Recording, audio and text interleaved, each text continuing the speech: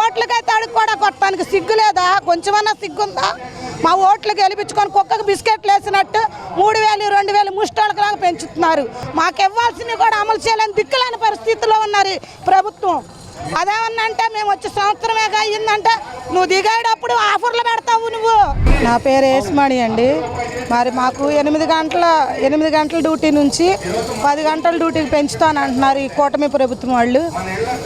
మా విఎంసీ వాళ్ళని అయితే మాత్రం ఎవరు గుర్తించట్లా. కష్టపడి తెల్లారగట్ట 5 నుంచి కష్టపడి చంటిబిడ్డలను వదులుకొని ఫ్యామిలీని వదులుకొని కూడా మేము వచ్చి కష్టపడుతున్నాము. 10 గంటల వరకు పనిచేయాలని చెప్పి కూటమి ప్రభుత్వం చేస్తున్నారు. అదేమన్నంటే మాకు ఒక రేషన్ కార్డులు కూడా తీసేస్తాను అంటున్నారు. రేషన్ కార్డులు మా పిల్లలకి అమ్మఒడి డబ్బులు కానీ డబ్బులు పథకాలు అనేవి అసలు ఏది కూడా అమలు అవ్వట్లేదు. మాకు ఏం పాపం చేసుకున్నాము? ఓట్లు వేయడానికి అయితే మాత్రం అందరూ సమానంగా ఉంటారు. 20,000 ఉద్యోగం మాకు ఎంత 21,000 వస్తుంది. ఆ 21,000 ఏమన్నా మాకు పర్మనెంట్ జీతాలా? లక్షల జీతాలు ఏమన్నా తీసుకుంటున్నామా? రేషన్ కార్డులు ఎందుకు తీసేస్తారు?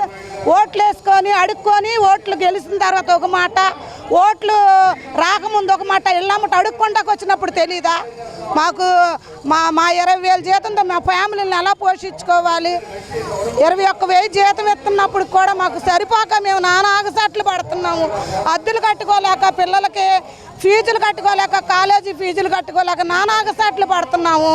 ఓట్లకైతే అడుగు కూడా కొట్టడానికి సిగ్గు లేదా? కొంచెమన్నా సిగ్గుందా?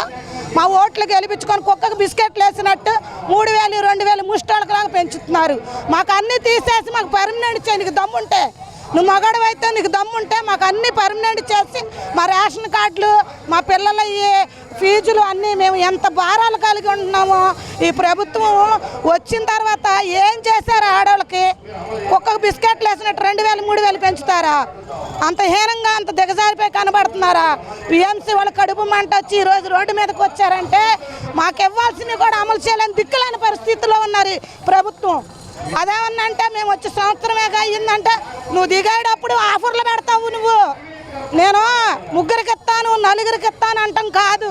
రోడ్లు ఎక్కి పనిచేసే కార్మికులు ఉన్నారు, వాళ్ళని కూడా గుర్తించాలని చెప్పి ఈరోజు మిమ్మల్ని ప్రశ్నిస్తున్నాము.